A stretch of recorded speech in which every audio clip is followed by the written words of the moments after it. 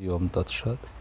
ওম নমো ব্রহ্মণ দেবায় গোব্রাহ্মণ হিতায় চ জগদ্ধিতায় কৃষ্ণায় গোবিন্দায় নমো নমঃ। ওম তৎসৎ। ওম তৎসৎ। ওম তৎসৎ। হরি ওম। আমরা শ্রীমদ্ ভগবদ গীতার দ্বাদশ অধ্যায় ভক্তিযোগ সম্পর্কে শ্রবণ করছিলাম। আমরা জানলাম দুটো ভাগে ভগবানের আরাধনা করা যায়, একটা সাকার, একটা নিরাকার। সাকার মানে বিশ্বরূপী ঈশ্বরের রূপ, নিরাকার তার আত্মসত্তা।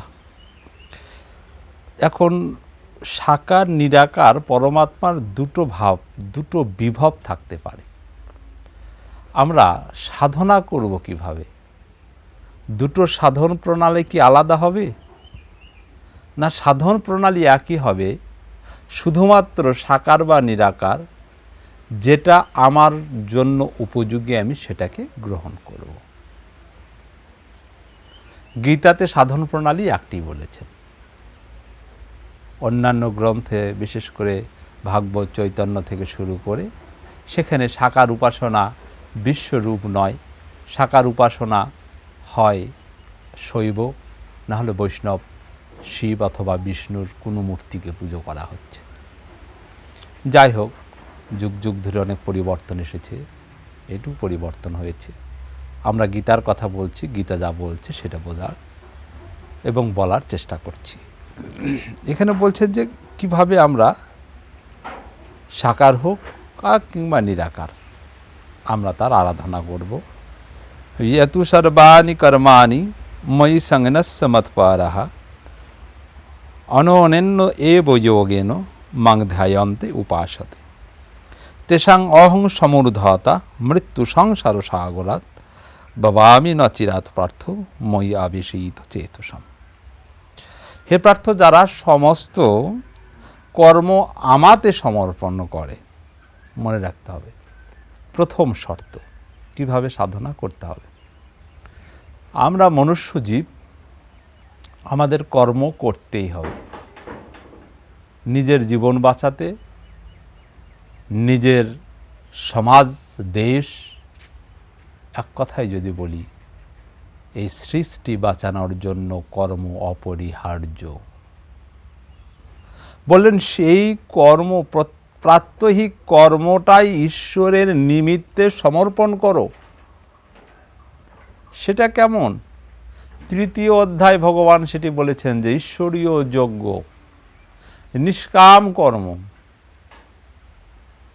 মানবের কল্যাণে কর্ম, সৃষ্টির কল্যাণে কর্ম, যেখানে প্রকৃত প্রয়োজন সেইখানে কর্ম করা, সেখানে নিজের স্বার্থকে বড় করে না দেখা, সেখানে সবার সুযোগ সুবিধাকে সুন্দর করে দেখা।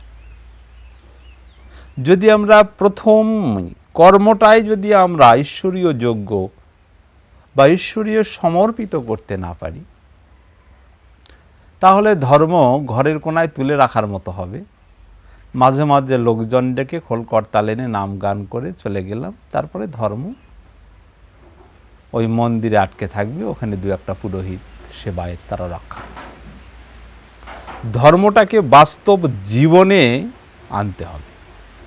আরও বাস্তব জীবন হলো কর্ম, আর এই কর্মটাই তাই সমর্পিত হবে পরমাত্মার নাম।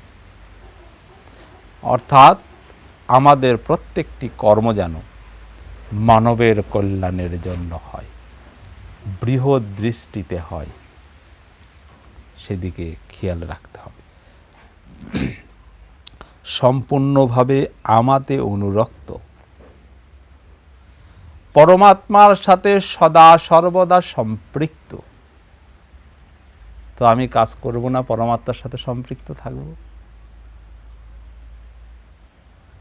তাহলে প্রশ্ন জাগে পরমাত্মা কোথায় যে তার সাথে সম্পৃক্ত হব?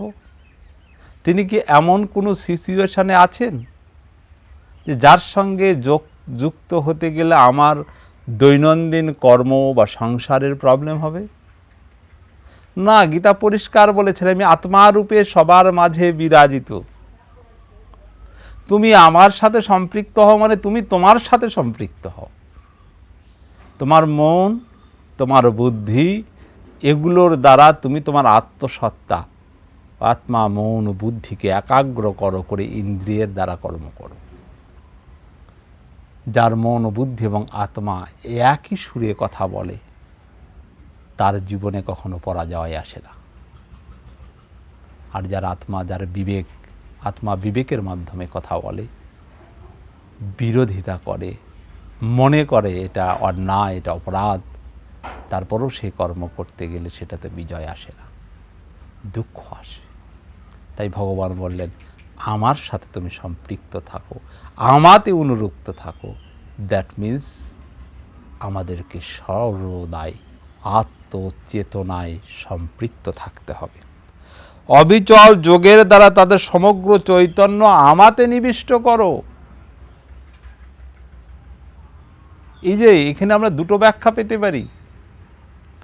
একটি হলো আমার যে মন যে ক্রিয়া করছে তার চেতনা, বুদ্ধির চেতনা, শারীরিক চেতনা, এ সমগ্র চেতনা সেই আত্মচেতনার সাথে একাকার করে দাও। নতুবা নিজের দেহের যে চেতনাকে বিশ্ব চেতনার সাথে একাকার করে দাও, যেটা তোমার জন্য সোজা হবে। তোমার সাধনার সিচুয়েশন হিসাবে, তোমার সাধনার পর্যায় হিসাবে তুমি তোমার চেতনাকে সেই চেতনার সাথে একাকার করো। আমার ধ্যানের দ্বারা মাংধায়ান্তে উপাসাতে, আমার ধ্যানের দ্বারা উপাসনা করো। নট পুজো করো, ভোগ লাগাও ত্রিসন্ধ্যা, রাধুনী হতে বলেনি, ধ্যান করতে বলেছে। পরমাত্মার ধ্যান,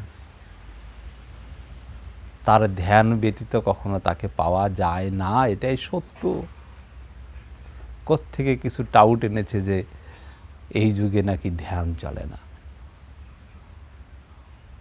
সম্পূর্ণ মিথ্যা, মানুষকে বিভ্রান্তি করছে। একটা বিপথে নিয়ে যাওয়ার একটা প্রক্রিয়া চলছে। নিজেরও ধ্যান করবার ক্ষমতা নেই, তাই মানুষকে বলে বেড়ায় যে ধ্যানের দ্বারা এই যুগে চলে না। পৃথিবীতে এমন কোনো যুগ ছিল না বা আসবে না বা নেই ধ্যান ছাড়া পরমাত্মাকে লাভ করা যেতে পারে। এটা আমি বলছি না, শাস্ত্র বলছে, বেদান্ত তাই বলেছে, গীতা তাই বলছে। যারা এগুলো করে তাদেরকে আমি মৃত্যুর সমাকুল সংসার সাগর থেকে অবিলম্বে উদ্ধার করে থাকি। সংসার সাগর থেকে উদ্ধার করি মানে জন্ম মৃত্যুর হাত থেকে রক্ষা করি, মুক্ত করি। নতুন থিওরি এসেছে, মুক্তি আবার কি? ভগবানের দাস হওয়া। যারা দাসের চিন্তা চেতনা নিয়ে থাকে, যাদের মনশ্চেতনা দাসবৃত্তির ঊর্ধ্বে ওঠে নাই, তারা এমনি কথা বলতে পারে। পরমাত্মা নিষ্ঠুর কোনো সত্তা নয়, ব্যক্তি নয়। পৃথিবীর সকল সৃষ্টিকে তিনি তার দাস বানাবেন।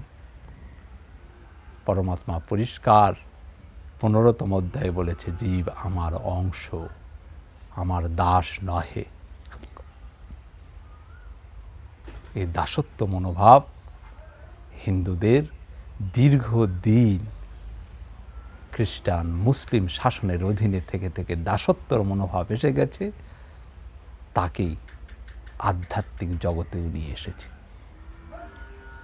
গীতায় ভগবান পরিষ্কার বললেন, যারা এমনি করে সমস্ত কর্ম আমাতে সমর্পণ করে, আমাতে অনুরক্ত থেকে সমগ্র চেতনা আমার সাথে সম্পৃক্ত করে ধ্যানের দ্বারা যারা আমার উপাসনা করে, হে অর্জুন, এই সংসার সাগর থেকে আমি তাদের চিরমুক্তি দান করি। অর্থাৎ জন্ম মৃত্যুর চক্র থেকে আমাদের মুক্তি হয়ে যায়। এই সংসারে বারবার আর আসতে হয় না। কাম, ক্রোধ, লোভ, মোহ, মত, মাৎসর্য যা আমাদেরকে এই জগতের ছোট্ট ছোট্ট বিষয়ের ভোগে আবদ্ধ করে রেখেছে, সেখান থেকে মুক্ত করে এক পরমানন্দ অবস্থায় আমাদেরকে নিয়ে যান, যেখানে কোনো চাহিদা নাই, শুধু অনন্ত কর্ম চলছে, যেখানে কিছু পাওয়ার আশা নেই, মানুষকে শুধু দেবার কর্ম আছে। সেই পরমানন্দময় মহাবৈশ্বিক চেতনার সাথে একাকার হবার যে প্রক্রিয়া, তাই মুক্তি। এইভাবে তুমি সাকারের উপাসনা করো আর নিরাকারের উপাসনা করো, এভাবে উপাসনা করতে হবে। আমাতেই তোমার সমগ্র মন দাও, নট সংসারের ছোট্টখাট্ট চাহিদায়, লোভ লালসার চাহিদায়। অর্থাৎ আমাতে মন দাও, আমার চেতনার সাথে সদা তুমি তোমার চেতনার সাথে সম্পৃক্ত থাকো। তোমার বুদ্ধিটাকেও চেতনার সাথে সম্পৃক্ত করো। যখন তুমি তোমার মন আর বুদ্ধি আমার আত্মচেতনার সাথে সম্পৃক্ত থাকবে, তখন এই জগতে থেকেও তুমি জগতের ঊর্ধ্বে উঠতে পারবে। কেমন করে? এই জগতের মানুষ স্বীয় চেতনাতে বাস করেন না, লোভে কামনা বাসনায় জীবনযাপন করেন। আপনি যখন চেতনায় সম্পৃক্ত থাকবেন, তখন আপনি ইহজাগতিক লোকের চাইতে সম্পূর্ণ আলাদা হবে। তারা লালসায় বাসনায় জীবনযাপন করছে, আপনি নির্বিকার নিরাকার চেতনায় জীবনযাপন করছেন। তারা লোভে পড়ে অপরের সম্পত্তি হরণ করছেন, আপনি চেতনায় থেকে মানুষের দুর্দশা দেখে তাকে সাহায্য করছেন। একই সংসারে এই দু শ্রেণীর লোকই থাকবে। যে তার চেতনার সাথে সম্পৃক্ত থাকবে, সে এই মানুষগুলোর চেয়ে আলাদা। সে পৃথিবীতে থেকেও যেন পৃথিবীর ঊর্ধ্বে এক দিব্য জীবনযাপন লাভ করবে। তাই মন প্রাণ সমস্ত কিছু পরমাত্মায় সঁপে দিয়ে আমাদেরকে জীবনযাপন করতে হবে। হরি ওম।